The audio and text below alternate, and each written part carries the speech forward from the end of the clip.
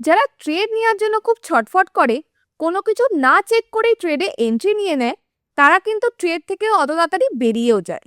আর যারা প্রপার কনফার্মেশনের জন্য ওয়েট করে, যতক্ষণ না পর্যন্ত সব চেক পয়েন্ট তাদের টিক হচ্ছে, তারা ওয়েট করছে, তারাই কিন্তু অ্যাকচুয়ালি ট্রেডিংয়ে প্রফিট বানিয়ে নেয়। তো যারা যারা ট্রেডিংয়ে প্রফিট এনজয় করতে চাও, তারা আজকের ভিডিওটা এন্ড অবধি দেখো। আজকে আমি তোমাদের 4টে কনফার্মেশন দেখাবো, যেই 4টে জিনিসের যে কোনো একটা বা দুটো যদি তোমার কনফার্মেশন পাও, তুমি বুঝতে পারবে যে সেটা তোমার জন্য পারফেক্ট টাইম হবে সেই ট্রেডে এন্ট্রি নেওয়ার। হাই, আমি প্রতিমা ট্রেডার্স গুরুকুলের কো-ফাউন্ডার, আর আমি আমার এই চ্যানেলে খুব সহজভাবে বাংলা ভাষায় স্টক মার্কেটের উপর ভিডিও আনি। তো চলো বেশি দেরি না করে আজকের ভিডিওটা শুরু করা যাক। চলো আগে যাওয়ার আগে একটা জিনিস তোমরা বলো, তোমরা স্ক্রিনে আগে আমার চার্টটা প্রপার দেখতে পাচ্ছ নাকি? যদি প্রপার চার্টটা দেখতে পারো, এইটা বলো যে এখন মার্কেটটা যেই কন্ডিশনে রয়েছে, এই টাইমে তোমাদের কি বাই করা উচিত কি সেল করা উচিত। অবশ্যই কমেন্ট সেকশনে কমেন্ট করবে যে এই সিচুয়েশনে তোমরা কি করতে। তোমরা যদি প্রপার কমেন্ট করো, তাহলে আমি বুঝবো যে তোমাদের নলেজ এখনো অবধি কতটা আছে। নেক্সট ভিডিওতে আরো এর থেকে ডিপ আমায় ভিডিও আনতে হবে কিনা। তো এখন যদি এই যা সিচুয়েশন আছে, যারা বলবে যে এই সিচুয়েশনে বাই করতে হবে, এবার এটা বোঝো এখানে কেন বাই হবে, আদেও কি এখানে বাই হবে নাকি। আর কিছু লোক বলবে এখানে সেল হবে। যদি আমি নিজের রেসপেক্টে বলি, এই যে সিচুয়েশন রয়েছে, যারা বলছো বাই হবে তারাও ভুল বলছো, আর যারা বলছো এখানে সেল হবে তারাও ভুল বলছো। কেন? এখন মার্কেট যে কন্ডিশনে আছে, দেখো মার্কেট কিন্তু পুরো একটা সাইডওয়েজ জোনে রয়েছে। আমি এই ডেলি টাইম ফ্রেমটা আগে খেয়াল করো। এখন আমি ডেলি টাইম ফ্রেমে মার্কেটের চার্ট দেখছি। ডেলি টাইম ফ্রেমে মার্কেটকে কিন্তু আমি এটা বলতে পারবো না এটা আপ ট্রেন্ডে আছে বা ডাউন ট্রেন্ডে আছে। আর যতক্ষণ না পর্যন্ত আমি ট্রেন্ড বুঝতে পারছি, সেইখানে আমি ট্রেড করব না। কারণ সবসময় আমরা এটাই চেষ্টা করব, মার্কেট যেই ট্রেন্ডে আছে সবসময় আমরা সেই সাইডেই ট্রেড করি। আর এখন যদি ডেলি টাইম ফ্রেমে এই চার্টটা আমি দেখি, তাহলে আমি এটা বুঝতে পারছি না যে ডেলি টাইম ফ্রেমে এটা এখন ডাউন ট্রেন্ডে না আপ ট্রেন্ডে। তো শুধুমাত্র এইটা দেখে আমি এখানে কোনো ট্রেডের কনফার্মেশন পাচ্ছি না, কোনো ট্রেড করব না। কিন্তু তার মানে এটা না যে আমি এখানে ট্রেডই হয়তো করতে পারবো না। তো এটার জন্য আমরা কি করতে পারি? এটার জন্য আমরা multi time frame analysis use করি। মাল্টি টাইম ফ্রেম অ্যানালাইসিস বলতে আমি একটা জিনিস করতে পারি, আমি এর ট্রেন্ড অ্যানালাইসিস করতে পারি। আর সেই ট্রেন্ড অ্যানালাইসিস সবসময় আমি কি করব, যেই টাইম ফ্রেমে আমি নিজে ট্রেড করছি তার হায়ার টাইম ফ্রেমে গিয়ে সবসময় আমি নিজের ট্রেন্ড অ্যানালাইসিস করব। যেমন এখন এটা ডেলি টাইম ফ্রেমে রয়েছে, তো আমি কি করব, এর হায়ার টাইম ফ্রেম মানে এটা 4 আওয়ার্সও হতে পারে বা উইকলিও হতে পারে। যে কোনো একটা টাইম ফ্রেমে গিয়ে আমি ট্রেন্ড দেখে নেব যে মার্কেট এখন কোন সিচুয়েশনে রয়েছে। তো দেখো আমি উইকলি টাইম ফ্রেমে চলে গেলাম।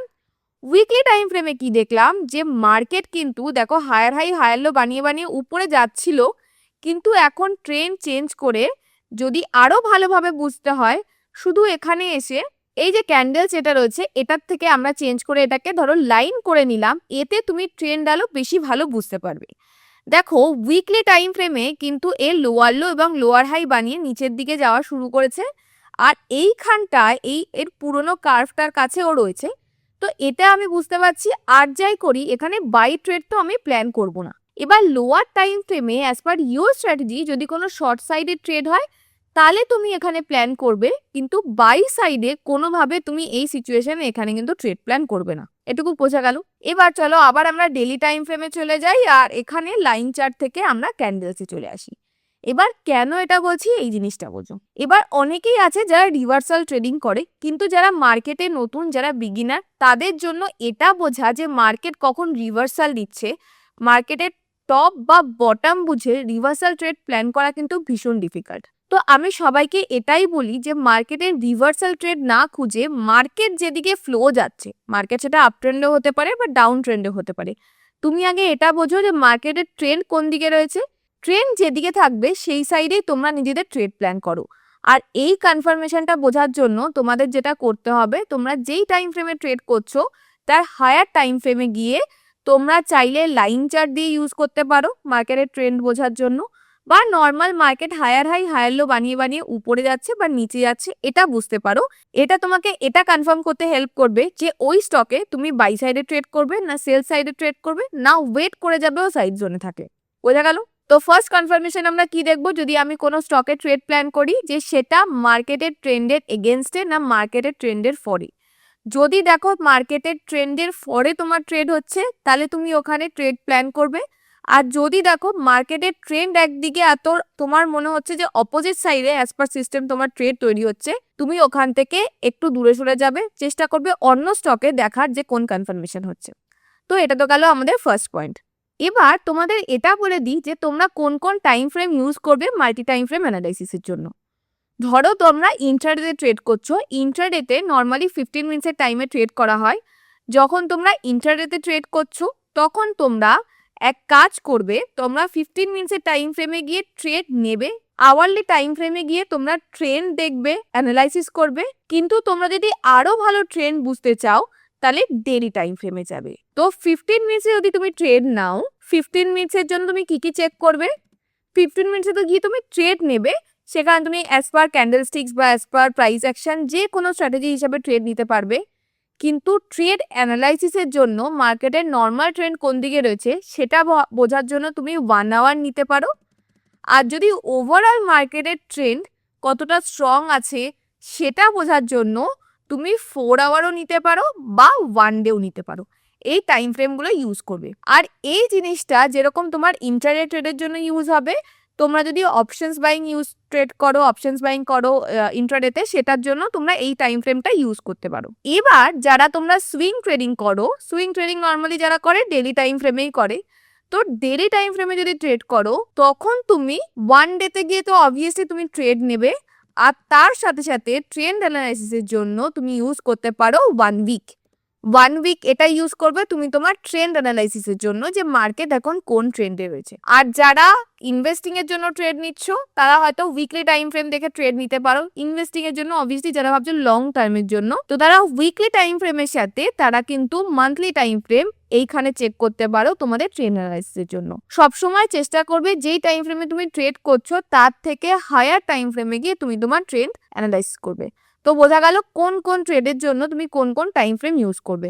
Intraday, swing trading and investing, এই তিনটের জন্য কোনটার জন্য কোন টাইম ফ্রেম ইউজ করবে আই থিঙ্ক এটা তোমাদের ক্লিয়ার হয়ে গেল। তো ফার্স্ট এবং সবচেয়ে মোস্ট ইম্পর্টেন্ট কনফার্মেশন যেটা, সেটা হচ্ছে ট্রেন্ড, সেটা আই থিঙ্ক ক্লিয়ার হয়ে গেছে। সেকেন্ড যেটা আসছে, সেকেন্ড কনফার্মেশনের জন্য আমরা একটা ইন্ডিকেটর ইউজ করব, সেটা হচ্ছে ইএমএ বা এক্সপোনেনশিয়াল মুভিং অ্যাভারেজ। এই এক্সপোনেনশিয়াল মুভিং অ্যাভারেজটা কি সেটার যদি ব্যাপার তোমাদের ডাউট থাকে তোমরা চাইলে গিয়ে আমার পুরোনো ভিডিও দেখে আসতে পারো।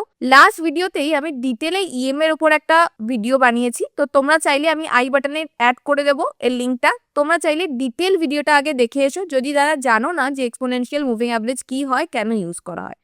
কেন কি ওটা আজকে আমরা ইউজ করব এইখানে ট্রেড কনফার্মেশন বোঝার জন্য। তো নর্মালি ইন্ডিকেটর সেকশনে এসে আমরা এখানে ইএমএ অ্যাড করে নেব। ইএমএ আমি এখানে দুবার ইউজ করব। একটা ইউজ করব আমি ইএমএ 50, আর একটা আমি ইউজ করব ইএমএ 200। এই দুটো নাম্বারই হচ্ছে ইএমএ তে সবচেয়ে বেশি পপুলার, এই দুটোই মোস্টলি ইউজ করা হয়। তো এখানে ইএমএ 50 অ্যান্ড 200 এই দুটো ইউজ করব সুইং ট্রেডিং এর জন্য। ইএমএ এইখানে দেখো তোমরা দেখতে পাবে নর্মাল এর লেন্থ 9 আছে। বাই ডিফল্ট ইএমএ যখনও তুমি ইন্ডিকেটর লাগাবে চার্টে, বাই ডিফল্ট এর নাম্বার 9 থাকে। তুমি এখান থেকে জাস্ট সেটিং সেকশনে এসে তোমরা এখানে এর লেন্থটাকে চেঞ্জ করে দেবো। তো আমি এখানে 50 করছি, আর এ স্টাইল অ্যান্ড ভিজিবিলিটি চেঞ্জ করেছি, আমি এটাকে গ্রিন রাখছি, একটু মোটা লাইন নিয়ে নিচ্ছি যাতে ভিজিবল ভালো হয়।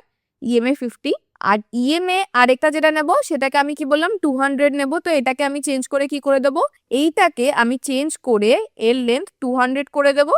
আর এরও সেম ভাবে আমি কালার ব্ল্যাক আর একটু মোটা করে নিচ্ছি, এতে বুঝতে আমাদের বেশি সুবিধা হয়। তো দেখো ইএমএ 50 আর ইএমএ 200 খুব ইজিলি আমি আমার চার্টে লাগিয়ে রাখলাম। এবার এই ইএমএ থ্রুতেও আমরা একটা কনফার্মেশন পেতে পারি, যখনও তুমি ট্রেড নেবে, ট্রেডে ট্রেন্ড বোঝার জন্য বা কোন সাইডে তুমি ট্রেড প্ল্যান করবে সেটার জন্য ইএমএ তোমরা ইউজ করতে পারো। ঠিক যেরকম ভাবে ট্রেন্ড বোঝার জন্য ইএমএ তুমি ইউজ করতে পারো, ঠিক সেরকম ভাবে ট্রেড কনফার্মেশনের জন্য সাপোর্ট অ্যান্ড রেজিস্ট্যান্স বসার জন্য কিন্তু আমরা ইএমএ এখানে ইউজ করব। ইএমএ হচ্ছে এক্সপোনেনশিয়াল মুভিং অ্যাভারেজ। জাস্ট ছোট করে তোমাদের বলে দিই এই ভিডিওতে এক্সপোনেনশিয়াল মুভিং অ্যাভারেজ কি। ধরো ইএমএ 50 যখন ইউজ করছো, 50 মানে আজকে যে এই যে লাইনটার প্রাইস কত হবে, কোন জায়গাটায় মুভ করবে সেটা ডিপেন্ড করছে এর আগের 50টা যে ক্যান্ডেল সেই ক্যান্ডেল কত কত প্রাইসে ক্লোজ দিয়েছে তার অ্যাভারেজ যেটা হবে সেইটা হচ্ছে আমার নেক্সট ক্যান্ডেলের ইএমএ মুভিং অ্যাভারেজের ভ্যালু হবে। আর যেহেতু এক্সপোনেনশিয়াল মানে যত ক্লোজ ক্যান্ডেলস হবে, সাপোজ আমি ইএমএ 9 নিয়েছি, তো আমাদের পুরোনো 9টা ডেটের যে ক্যান্ডেলের ক্লোজ প্রাইস সেটার উপর প্রায়োরিটি দেওয়া হবে। কিন্তু যত ক্লোজ প্রাইস রয়েছে, ধরো ফার্স্ট ডে তো 9th ডের আমি অ্যাভারেজ করব, কিন্তু এখানে 9th 8th 7th যত প্রিভিয়াস ডেট যে ক্যান্ডেলগুলো থাকবে সেই ক্যান্ডেলের ওপর প্রায়োরিটি বেশি দেওয়া হবে। বোঝা গেল? যদি মনে হয় একটুও ডাউট রয়েছে পুরোনো ভিডিওটা গিয়ে দেখে আসতে পারো। তো দেখো আমি চার্টে ইএমএ 200 এবং ইএমএ 50 লাগিয়ে দিয়েছি। তো প্রথমেই বলে দিই, যখন তোমরা ইনভেস্টিং করবে তখন যদি তোমরা ট্রেন্ড বুঝতে চাও তাহলে তোমাদের ইএমএ 50 দেখার দরকার নেই, সিম্পলি ইএমএ 200 ইউজ করতে পারো। আর যারা মনে করছো সুইং ট্রেডিং করছো ডেলি টাইম ফ্রেমে, তারা ইএমএ 50টাকে বেশি প্রায়োরিটি দিতে পারো, তাদের জন্য ইএমএ 50ও ভালো কাজ করবে। আর যারা মনে করছো ইন্ট্রাডে করছো তারা ইএমএ 20 ইউজ করতে পারো। আমি এখানে যেহেতু সুইং ট্রেডিংয়েই দেখাবো মেইনলি ডেলি টাইম ফ্রেমে, তাই জন্য আমি এখানে ইএমএ 50 অ্যান্ড 200 ইউজ করেছি। যখন দেখবে তোমার যে ক্যান্ডেলস রয়েছে, চার্ট রয়েছে ইএমএ 200 এর উপরে রয়েছে, তুমি বুঝতে পারবে যে ওটা একটা স্ট্রং স্টক। মানে যখন দেখবে সিম্পলি তুমি এখানে বুঝতে পারবে, দেখো মার্কেট যখন উপরে যাচ্ছে তখন কিন্তু স্টকও কিন্তু এমএ 200 এর উপরে রয়েছে। তো যখন 200 এর উপরে আমি দেখতে পারবো চার্ট, তার মানে মার্কেট আপ ট্রেন্ডে রয়েছে। আর যখন দেখো 200 এর নিচে আছে তখন সিম্পলি তুমি দেখতে পারবে যে মার্কেট কিন্তু ডাউন ট্রেন্ডে রয়েছে। তো ট্রেন্ড বোঝার জন্য আমরা এখানে ইএমএ ইউজ করতে পারি। যখন 200 এর উপরে রয়েছে তার মানে আপ ট্রেন্ড, আর যখন 200 এর নিচে আছে তার মানে কিন্তু ডাউন ট্রেন্ড। এবার আরেকটা জিনিস যেটা ইএমএ থেকে আমি দুটো জিনিসেরই কনফার্মেশন পাচ্ছি, একটা তো হচ্ছে আমার ট্রেন্ড, সেকেন্ড হচ্ছে আমার সাপোর্ট। যখন দেখবে মার্কেটে ধরো তোমার শর্ট সাইডে ট্রেড মনে হচ্ছে, কিন্তু যদি দেখো তুমি হাই টাইম ফ্রেমে দেখছো যে মার্কেট ইএমএ 50-র কাছে এসে সাপোর্ট নিচ্ছে, সবসময় দেখবে মার্কেট এমএ 50-র কাছে এসে সাপোর্ট নিচ্ছে। তো এটাও একটা কনফার্মেশন হতে পারে, তোমাকে ডিসিশন মেক করতে হেল্প করবে যে এখানে তুমি বাই ট্রেড প্ল্যান করবে না শর্ট ট্রেড প্ল্যান করবে। সেম ভাবে এমএ 50 যদি এমএ 200 এর উপরে থাকে, যেই জায়গাটায় এমএ 50 এমএ 200 এর উপরে থাকবে সেই জায়গায় কখনো তুমি শর্ট সাইডের ট্রেড প্ল্যান করবে না। যেই টাইমে তুমি দেখবে এমএ 50 এমএ 200 কে ক্রস করে নিচে চলে গেছে, মানে এই জায়গাটায় দেখো এই অবধি আমরা কি জানি, গ্রিনটা হচ্ছে এমএ 50 আর ব্ল্যাকটা হচ্ছে এমএ 200। যতক্ষণ পর্যন্ত এমএ 50 উপরে ছিল আর ইএমএ 200 নিচে ছিল ততক্ষণ দেখো মার্কেট কিন্তু উপরে ছিল, স্ট্রেট নিচে যাচ্ছিল না। আর যেই জায়গাটায় এই জায়গাটায় দেখো যখনই এমএ 50 ইন্টারসেক্ট করে নিচে এসে গেল আর এমএ 200 উপরে চলে গেল, ওইখান থেকে কিন্তু মার্কেটও নিচে পড়া স্টার্ট করলো। তো এই পয়েন্টটা তোমরা ভালো করে খেয়াল রাখবে, যেই টাইমে যদি তোমরা শর্ট সাইডে ট্রেড প্ল্যান করতে চাও সবসময় এটা খেয়াল করবে যে এখানে কি মার্কেট ইন্টারসেক্ট করে নিচে গেছে।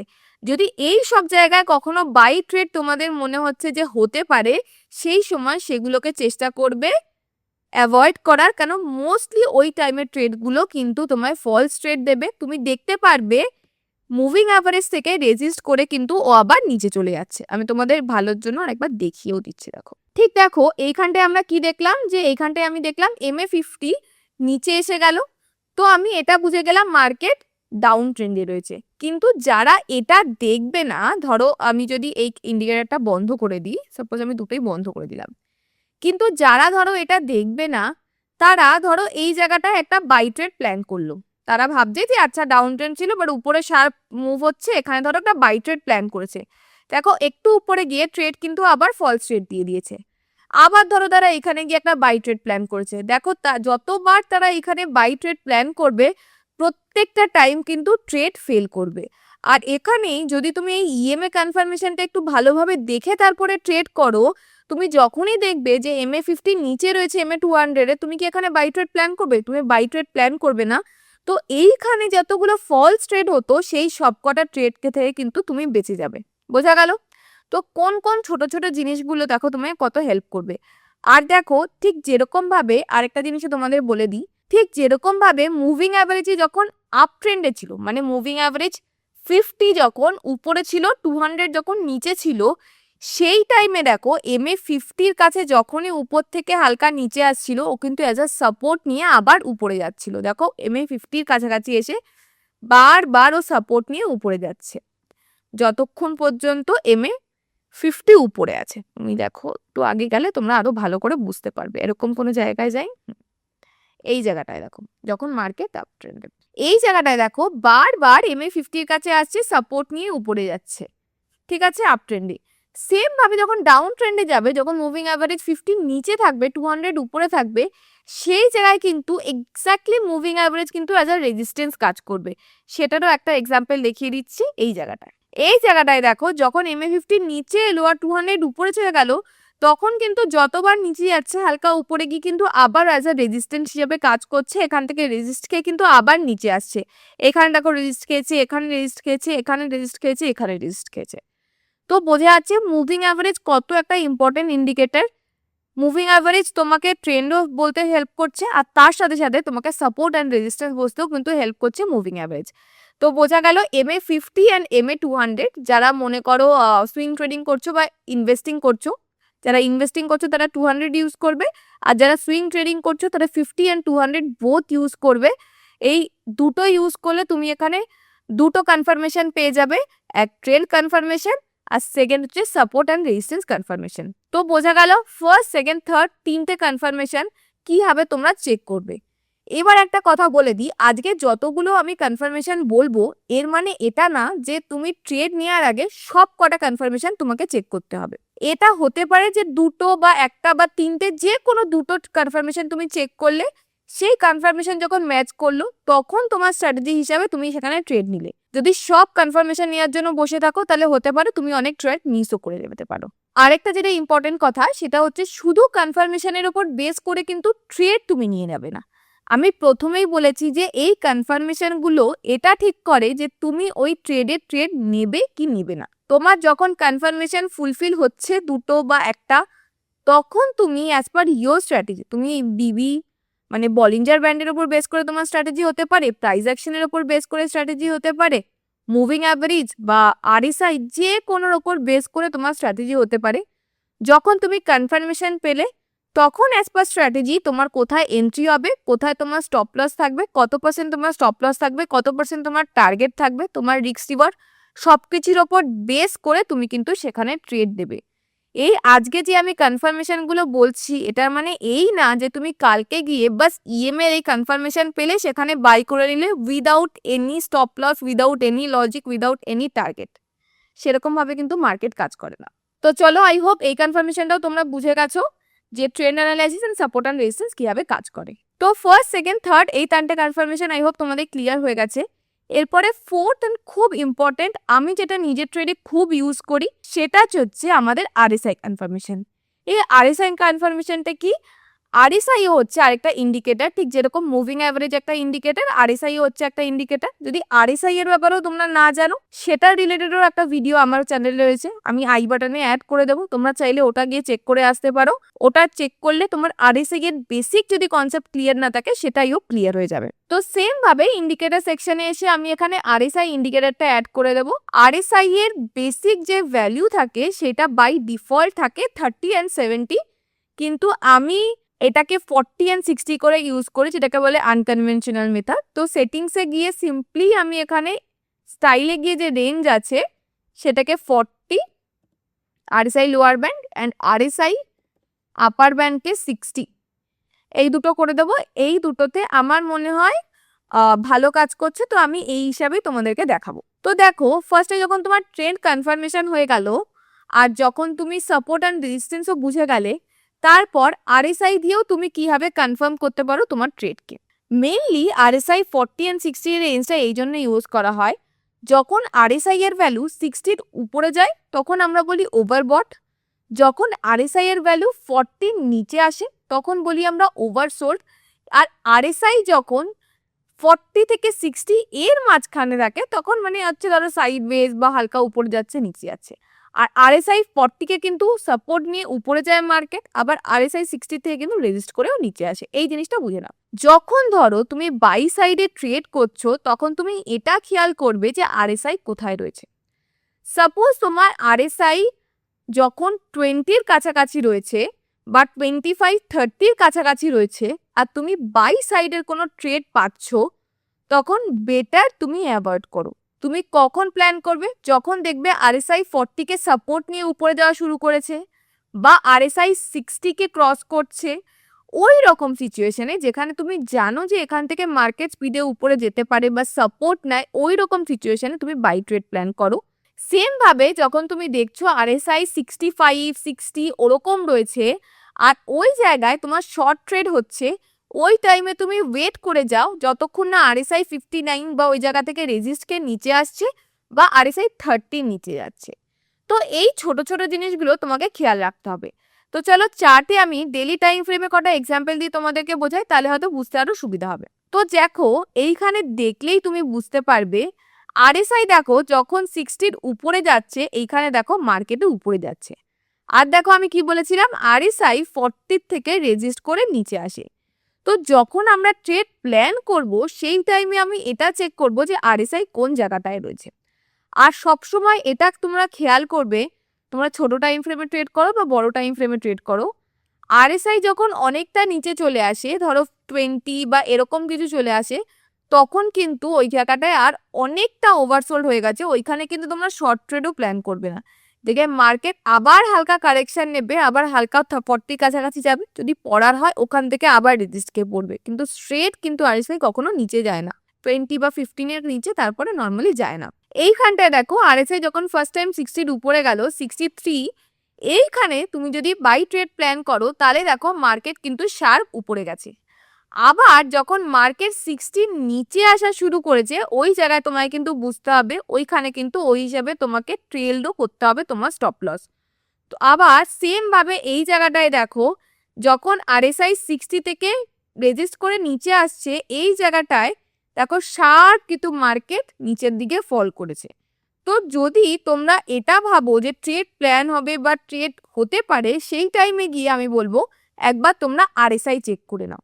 যেমন এই জায়গাটায় দেখো মার্কেট দেখো 40-র নিচে যাওয়া শুরু করেছে আর শার্প নিচে চলে গেছে, আর দেখো RSI কিন্তু লাস্ট যেটা গেছে 16 অব্দি, RSI 16 অব্দি গেছে।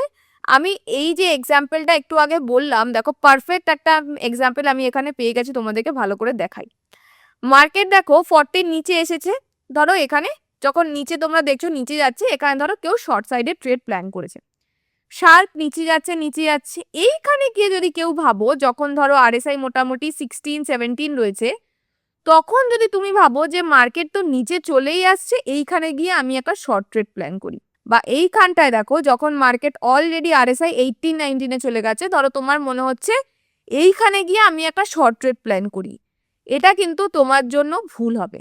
কেন? যখনই দেখবে এই যে RSI 18 গেছে বা RSI যখন দেখো 17 গেছে, ওই টাইমে কিন্তু হালকা মার্কেটটা দেখো রিট্রেস করে, হালকা এখান থেকে দেখো উপরে গেছে, উপরে গিয়ে RSI আবার মোটামুটি 40-র কাছাকাছি গেছে, আবার কিন্তু ওর নিচে গেছে। মানে RSI 15 বা 16-এর কাছে যখনই চলে আসবে, এটা বুঝবে যে মার্কেট হালকা রিট্রেস করবে, রিট্রেস করে আবার 40-র কাছে গিয়ে রেজিস্ট খেয়ে আবার নিচে পড়বে। কিন্তু এমন না যে RSI 0-র কাছে চলে যাবে, এটা কিন্তু হয় না। তো এইখানে কি যারা বাই ট্রেড প্ল্যান করবে তারা কিন্তু বেকারই তাদের স্টপ লস দেবে, স্টপ লস দেওয়ার পর আবার মার্কেট পড়বে। তো যখন অলরেডি RSI 20-র নিচে চলে গেছে, 17, 18-এর কাছাকাছি গেছে, ওই টাইমে ওয়েট করে যাও ততক্ষণ পর্যন্ত যতক্ষণ না পর্যন্ত মার্কেট আবার হালকা রিট্রেস করছে, আবার 40-র কাছে যাচ্ছে, আবার রেজিস্টকে নিচে আসছে। তো এই ছোট ছোট টিপস এন্ড ট্রিক্স গুলো কিন্তু কেউ হয়তো তোমায় এমনি বলবে না, কিন্তু যখন তুমি চার্টে খেয়াল করবে তুমি বুঝবে। এই জিনিসটা আমি নিজেও ফলো করি আমার ট্রেডে, তাই জন্য আমি তোমাদেরকে বলে দিচ্ছি। সেম ভাবে এই জায়গাটায়ও দেখো যে মার্কেট কিন্তু ডাউন ট্রেন্ডেই রয়েছে, মার্কেট কিন্তু শার্প নিচে আসছে, কিন্তু একবার খেয়াল করো যখনও RSI মোটামুটি 20 বা 20-র কাছাকাছি আসছে, মার্কেট কিন্তু আবার হালকা উপরে যাচ্ছে, 40 কাছে যাচ্ছে বা 50-র কাছে যাচ্ছে, আবার নিচে পড়ছে। তো খেয়াল রাখতে হবে কোন জায়গাটায় তুমি শর্ট করবে। যখন 40 থেকে নিচে আসা শুরু হচ্ছে ওই জায়গাটা তুমি শর্ট করবে, কিন্তু যখন অনেক নিচে চলে যাবে 20 বা 20-র নিচে চলে যাবে, ওই জায়গায় কিন্তু তুমি শর্ট ট্রেড প্ল্যান করবে না, যতই মার্কেট ডাউন ট্রেন্ডে থাকুক। ওই টাইমে তুমি ওয়েট করবে যতক্ষণ না পর্যন্ত হালকা রিট্রেস হচ্ছে। ওভারসোল্ড পজিশনে যখনই মার্কেট চলে যায়, অনেক নিচে চলে যায়, মার্কেট কিন্তু হালকা আরএসআই কে রিট্রেস করে হালকা উপরে আসে, আবার পড়া শুরু করে। এটাই তোমাকে বুঝতে হবে। সেম ভাবে আরএসআই যখন উপরের দিকে 80-র কাছাকাছি চলে যায়, চলো ওরকম একটা এক্সাম্পল তোমাদেরকে দেখিয়ে দিই। দেখো এইখানেও কিন্তু মার্কেট কিন্তু উপরে যাচ্ছে, এমন না যে মার্কেট উপরে যাচ্ছে না, স্টিল দেখো যখন অনেক উপরে যাচ্ছে আবার হালকা মার্কেট নিচে আসছে, আবার উপরে যাচ্ছে। তো এই জিনিসগুলো তোমাকে বুঝতে হবে। আর যখন মার্কেট দেখবে একদম সাইডওয়েজ রয়েছে, আরএসআই এর ভ্যালু মোটামুটি ওই 40 থেকে 50 ওর মাঝখানে রয়েছে, ওইখানে তোমরা বাই অ্যান্ড শর্ট কোনো কিছু ট্রেড প্ল্যান করবে না। যখন আরএসআই 40 কে ক্রস করে নিচের দিকে যাওয়া শুরু করবে তখন তুমি শর্ট ট্রেড প্ল্যান করতে পারো।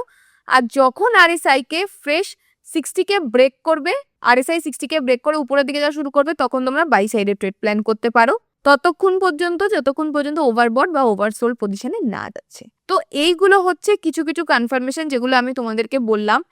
এই কনফার্মেশন গুলো চেক করবে যে ট্রেড নেওয়ার আগে, এন্ট্রি নেওয়ার আগে এগুলো একবার চেক করে নেওয়ার। এরকম না যে তোমাকে সব কটা কনফার্মেশনের জন্য দেখতে বসতে হবে। তুমি নিজের সিস্টেমে অ্যাজ পার ইয়োর সিস্টেম যা যা কনফার্মেশন আছে, ধরো তুমি প্রাইস অ্যাকশন বেস ট্রেড করছো, সেইখানকে কনফার্মেশন হওয়ার আগে এটা একবার চেক করে নেবে যে ট্রেন্ড কোন দিকে রয়েছে। এই কনফার্মেশনগুলো তোমরা ইউজ করতে পারো নিজেদের মার্কেটের ট্রেন্ড বোঝার জন্য বা মার্কেটের এখন কন্ডিশন বোঝার জন্য। যদি এখান থেকে তুমি গ্রিন সিগন্যাল পাও, তারপরে গিয়ে অ্যাজ পার ইউর সিস্টেম যেটাও তোমার চেকলিস্ট রয়েছে সেই হিসেবে তোমরা বাই করতে পারো বা শর্ট করতে পারো। আর একটা জিনিস আমি যেটা সবসময় বলি, যেই সিস্টেমেই তুমি ট্রেড নাও না কেন, যদি তুমি প্রপার রিস্ক ম্যানেজমেন্ট এবং মানি ম্যানেজমেন্ট ফলো না করো, তাহলে কিন্তু মার্কেট থেকে টাকা বানানো তোমার জন্য খুব টাফ হয়ে যাবে। তো আই হোপ আজকের ভিডিওটা তোমাদের ভালো লেগেছে। যদি ভালো লাগে নিচে কমেন্ট সেকশনে জানিও। আর হ্যাঁ, যদি কোনো ডাউট থাকে অবশ্যই সেটাও কমেন্ট সেকশনে জানিও। কোনো এরকম টপিক থাকে মনে হয় নেক্সট ভিডিওতে আমি যদি ওর ব্যাপারে বলি তাহলে তোমাদের সুবিধা হবে, সেই টপিকটাও নিচে কমেন্ট সেকশনে জানিও। আমি চেষ্টা করবো নেক্সট ভিডিওতে ওর উপর ভিডিও আনা। তো আই হোপ আজকের ভিডিওটা ভালো লেগেছে। আজকের জন্য এতটাই, দেখা হচ্ছে পরের ভিডিওতে। ধন্যবাদ।